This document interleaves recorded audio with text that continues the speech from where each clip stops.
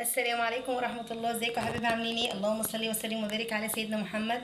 يا رب تكونوا بخير دايما. معانا جبنا 3 سمكات كده بلطي جميل خالص.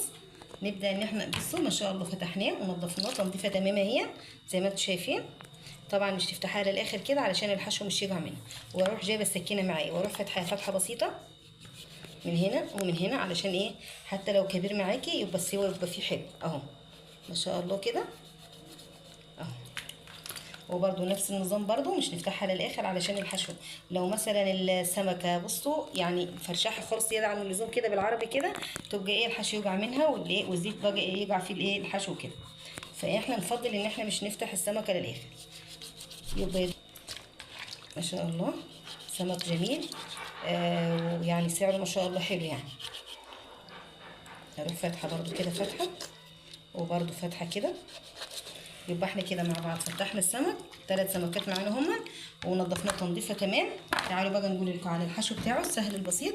رحت جايبه معايا راس توم حوالي 10 فصوص توم، معايا ملح، معايا كزبره على شطه، معايا كمون، معايا الايه الفلفل بتاعي. واروح نازله فيهم معايا هنا بالايه في الكبه بتاعتي او في المفرمه بتاعتي كده فرمهم فرمه مظبوطه. ونتبل مع بعض السمك ونوريكم احلى سمك مقلي كده. هعمله حاجه جديده مش مقلي يعني. هوريكم احسن سمك النهارده هتاكلوه بعيش تاكلوه برز حاجه في منتهى الروعه. يا رب بس تشوفوه وتقولوا لي رايكم. يبقى معانا فرمنا المكونات اللي هو الثوم والفلفل والبهارات. هروح مفضيهم كده في الطبق اللي هو كان فيه الايه الحاجات دي. واروح جايبه ليمونه طبعا هحصرها عليها كده عشان الفلفل طبعا ايه مش يسمر معانا. ولو انت حابه نص ليمونه كماني برده مش في ايه اي منها. وابدا ان انا اقلبه كده مع بعض عشان الليمون. واروح جايبه سمكه صفيها من ميته وابدا انني بقى اتبل في السمك واحشيه بقى ايه بصوا كده. ابدا ان انا ادخل فيه في الفتحات دي ايه تتبيله كده علشان يشرب منها كده ويبقى في منتهى الايه الجمال. بصوا وتسيبيه حوالي يعتبر بالظبط ساعه على حسب الايه الوقت المتاح عندك. وابدا برضو ان انا اجيب التاني دي كده. بصوا ريحته بقى روعه. تحسي ان داخل حاولي ان انت تدخلي فيه كده الايه الدجاج. سمك جميل وممتاز وبروتين عادي طبعا. لازم كل اسبوع على الاقل ناكل مره. نحشي كده سمكنا الجميل الطازه ده. هنعمل له حته تخديعه انا النهارده بقى ونحطه في صينيه. هتقولوا لي رايكم عليها. تستاهل صراحه تستاهل وقفه يعني ايه المطبخ بقى. طبعا مع بعض كده وايه نروح نازلين عليه كده بالايه بالتمليحه الحلوه دي. ونسيبه حوالي ساعه من ساعه لساعه وربع كده على شبكه التلاجة. ونوريكم احلى سمك في الصينيه النهارده يستاهل بكره. يبقى انا بسم الله ما شاء الله رحت جايبه بصلايه كبيره حوالي يعني اقل من ربع كيلو شويه. ورحت مخرطوها تخريطه كبيره شويه كده. وطبعا مش هخلي البصله لحد ما ايه يعتبر ما تدبل. لا انا بحب صينيه البصل او صينيه السمك احب ان هي بتبقى فيها قرش كده.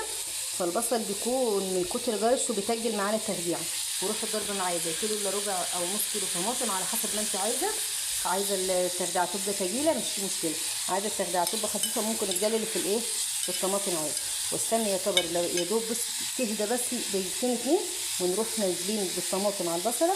ونوريكم احلى تخديعه في السمك كده حاجه جميله خالص. يبقى احنا معانا كده البصله خلاص يعتبر الجرشه هديت شويه كده. واروح نازله معانا بالطماطم طبعا في الوقت ان انا كنت حاطه بتاع 4 معالق زيت. طبعا مش اكتر علشان جالي السمك. واروح نازله معايا بالطماطم وابدا ان انا اقلبها تقليبه ايه حلوه كده. واروح جايبه معايا حبه كمون، حبه كزبره على شطه. لو انت مش حابه الشطه ممكن تستغني عنها خالص. وانزل معايا بريحه يعتبر اللهم صل على النبي فلفل اسمر بسيطه خالص اهي. وابدا ان انا اقلب دي كله كده. وفي نفس الوقت كنت شاطفه الكبه بتاعتي شطفوها بين الفلفل والكمون، الفلفل والكمون والكزبره وكده والثوم. رحت برضو نازله بالخليط دي معايا في قلب التخديعه عشان ريحه الثوم تبقى معايا في السمك وفي التخديعه، وابدا ان انا اقلبهم تقليبه كده واغطي عليهم واوريكم احلى ايه دقه. ورحت جايبه معايا السمك، رحت مسحاه من الدقه بتاعته، وابدا ان انا اغلفه بالايه بالدقيق زي ما انتم شايفين كده اهو. طبعا جاليه السمك جاليناه مع بعض قبل كده، هنجليه جاليه كامله، مش حد يقول لك ان انت تجلي نص جاليه، لا جاليه كامله اهو ما شاء الله. ونسيبه حوالي في الدقيق كده حوالي بتاع ربع ساعه لحد ما الدقيق ينشف من عليه. قلنا علشان الايه الزيت بتاعنا مش ينحرق من ايه من الدقيق لما يكون ايه لسه متغلف بالسمك اهو ما شاء الله. عسل. ايه رايكم؟ نبدا نسيبه في الركن كده في الجانب كده لحد ما ايه لما ينشف الدقيق من عليه خالص، ونجلي احلى سمك كده ونوريكم احلى صينيه سمك بالتخديعه بالبصل الكتير كده، يبقى تجيل وجابس هيعجبكم. بصوا هيبقى في منتهى الروعه وفي منتهى الجمال. يبقى كده بسم الله ما شاء الله معانا التخديعه السبكه اهي، شايفين تجيله وجميله خالص ازاي. بصوا يعتبر زي ما بنقول جابسه كده وحلوه. بصوا تتجرس تجريس ما شاء الله زي العسل. نطفي عليها كده خلاص النار، وحطينا السمك معايا نجالي هنا كده، ونوريكم بقى لما نضيف السمك على الصلصه او التخديعه هنوريكم احلى سمك النهارده.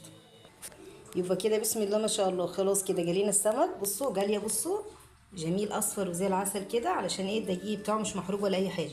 ورحنا جايبين التخديعه بتاعتنا او الصلصه بالبصل بتاعتنا دي، ورحنا مزودينها شويه ميه حوالي مجين ميه عشان ايه تبقى فيها ايه زي ميه كده للرز وكده. بصوا شايفين البصل معاها تجيله جميل خالص ازاي.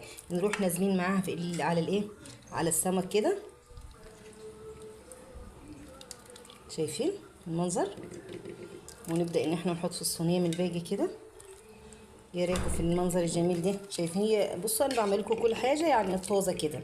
نبدا ان احنا نسيب الكبشه دي كده ايه ونكمل الايه نحط بالحله الباقي كده بقيه الايه الصلصه معانا كده او التخديعه بالبصل التجيله الروعه دي اهي. طبعا قبل بعد ما زودنا عليها حبه ميه ضجنا طبعا الملح بتاعها كمونها مظبوطه جدا. زيتها طبعا مش كتير عشان احنا جالينا السمك. نروح جايبين جرن فلفل احمر مشطشط كده، وجرن فلفل برده حراق كده بس مش تفتحيهم عشان مش تدعي عليا، وليمونه من هنا وليمونه كده ونص ليمونه كده. واروح مدخلاهم الفرن حوالي 10 دقايق ياخدوا لون كده ويرسبوا حاجه بسيطه كده. شايفين البصل والتخديعه كده تجيله وشكلها ممتاز. ندخلهم الفرن كده حوالي 10 دقايق ونوريكم كده احلى صينيه سمك كده مقليه بالف هنا وصحه. يبقى كده خلاص حطيناها في الفرن حوالي يعتبر ربع ساعه نشفت معانا. وبصوا يعتبر بصوا تجيله جدا. بصوا تجيله خالص ازاي. يلا بقى معانا نطلع كده زي سمكيه كده او مشط سمك. بصوا في منتهى الجمال ناشفه كده وجميله وممتازه. شايفين؟ ايه رايكم في الجمال ده؟ نجيب الشوكه كده ونوريكم نسيره بيضه زي العسل. يبقى نازل دي كده شايفين مستوي جميل زي هو مجلى اصلا، ومع بقى التتبيله ومع التخديعه كده حاجه من الاخر خالص. يا رب كده ينول اعجابكم. فيديو بسيط خالص وعلى قد الايد. يا رب ينول اعجابكم حاجه 100 100. يا رب تجربوا وتقولوا لي رايكم. وطبعا زي ما اتعودنا نسيب بعض على لا اله الا الله بالف هنا وصحه ومع الف سلامه. نشوفكم على خير في فيديو جديد.